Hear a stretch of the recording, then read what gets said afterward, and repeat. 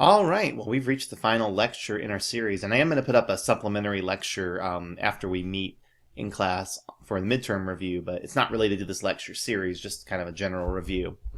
So let's go over what we've learned in this lecture series.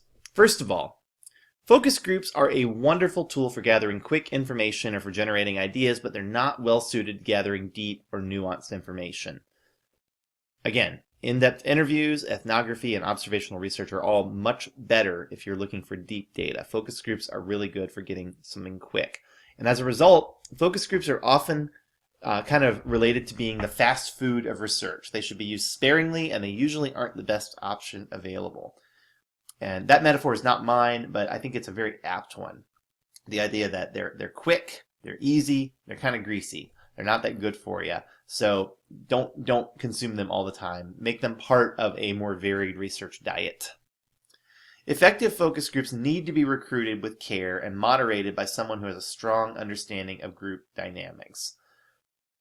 So your recruiting should always take into account the capability of the people that are going to participate in the group. And as we talked about with the different types of groups, how savvy they are, how able they are to communicate plays a big role in how well they're going to be able to participate. And we also want to make sure they're not so literal-minded that they can't participate when you're asking about metaphor or about imaginative exercises or things like that. Your moderator really needs to understand that 5-point structure that I talked about, the norming, storm, or the forming, storming, norming, performing, and mourning structure, because being able to see that and understand that in a group will make you a much more effective moderator and will keep the group under control. So a moderator ideally should have some idea of how that works. Focus groups are best conducted in pairs or sets of pairs to help filter out noise and determine what insights are group level and what insights can be projected to the broader population. And again, if you're going to do focus group research, you need to do at least 2 groups per subgroup. So if it's just an area, 2 groups will help you to filter out whatever is noise and to understand what the actual signal is from that group. And then if you're going to have men and women, then you're going to need to have 2 groups of men and 2 groups of women, and then you can first isolate the signal and then compare the signal between those 2 subsets. And, I say projected to the broader population there, but remember, when we're talking about projected, we're not talking about like quantitative projecting of data. We're talking about just saying this is kind of the direction that we feel that the broader population is speaking in. Focus groups are the most easily observed research method, and sometimes the value of them is less in the research itself and more in the act of allowing your clients to hear the voices of customers or consumers directly. And as I said in the 3rd lecture, if there is no other reason to do a focus group than that, that is a great reason to do it. If you really want executives or middle managers to hear the voice of customers and consumers or end users or stakeholders that they've lost touch with, focus groups are wonderful for that, and they will get a lot out of the experience, probably more than they ever will out of reading the research report.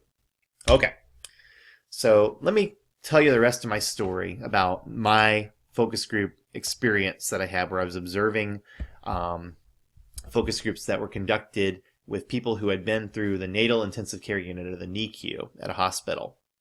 So if you remember, the president of my company had told me that we may have to escort some people out of the room if they start getting really upset because their children may have died in the NICU and they somehow had been recruited for the focus group. We weren't sure if they were going to be there or not.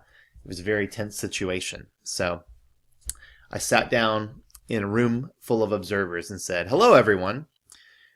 The group was moments away from starting, and over a dozen hospital executives were crammed into a tiny meeting room where the live video feed was being run. "Hey, I'm Sean. I'm from the research team," I said. Now, I'd been cautioned not to use the word intern because people in the room might think less of me if it looked like if they thought I was just there to get coffee and if I didn't sound important. So I used the word research team because I knew that way they would take me seriously. And you know what? The advice to tell them that I was part of the research team turned out to be correct. They all introduced themselves, they treated me like an equal, and one of the executives even asked me what we expected to hear tonight. "Well," I said, "we're probably going to hear some very emotional stories, and if things get too far out of hand, we may have to reshuffle the group a little bit to make sure we can keep things moving. But our moderator is really experienced. He'll keep things moving along and we'll get the data that we're looking for. The executives nodded. That was exactly what they wanted to hear. And before long, the group began.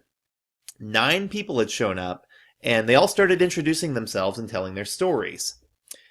Now, I was sitting on the edge of my seat, ready to get up the moment that I saw the president of my firm signal that we needed to get someone out of the room. But that signal never came. All 9 people relayed that their child had actually survived the NICU experience and that their kids were alive and healthy today. Some of them had gone through some serious issues, they had some disabilities or things like that, but they were alive and they were healthy. And I relaxed a little bit and settled in to listen to the focus group discussion. And you know what? Honestly, it was a really difficult group to sit through. Even without the shadow of death hanging over the group, the participants were very open and honest, relaying stories of their anxieties and their fears from their shared experience of having to have a premature or emergency delivery and then having their child be in the NICU for weeks or months. What was interesting to me was that it wasn't what they'd experienced in the NICU that made their emotions run high, because the hospital had done such a great job of caring for them and making them feel like they were actually in control of the situation while they were in the NICU.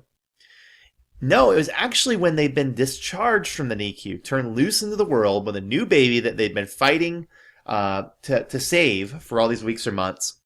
And then now they were going to get sent to a simple maternity room where they were with people that hadn't been through that experience, or maybe they were even going to get discharged and sent home. That was the scary part for them, because that was where these participants had lost their safety net and been forced to embrace the reality that they were really truly on their own.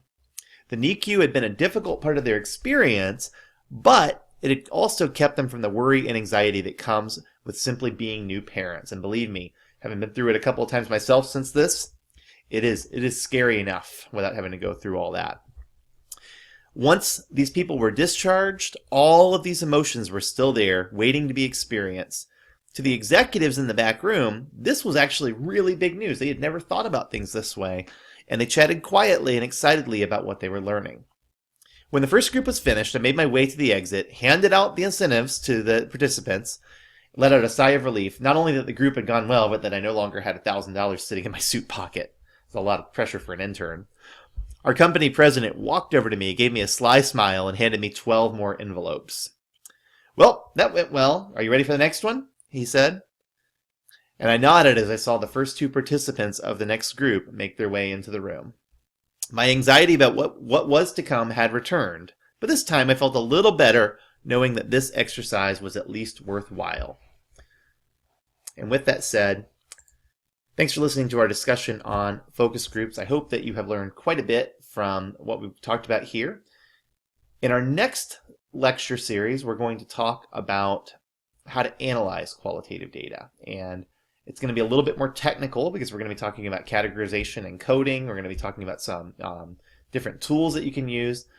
I think you're going to find it really interesting and engaging, but I also would highly recommend, before you go through that you go out and collect some qualitative data. If you're not in my class, or even if you are in my class, that you have some qualitative data that you can go out and collect and really start thinking about how you would analyze it. Because when we start talking about what you're going to do when you put it all together, it helps if you have a lot of it there to look at and to think about, because every time you analyze qualitative data, it's going to be a little bit different. There are processes and protocols, but they're always just a little bit different depending on the study that you're going to do. So look forward to talking to you then.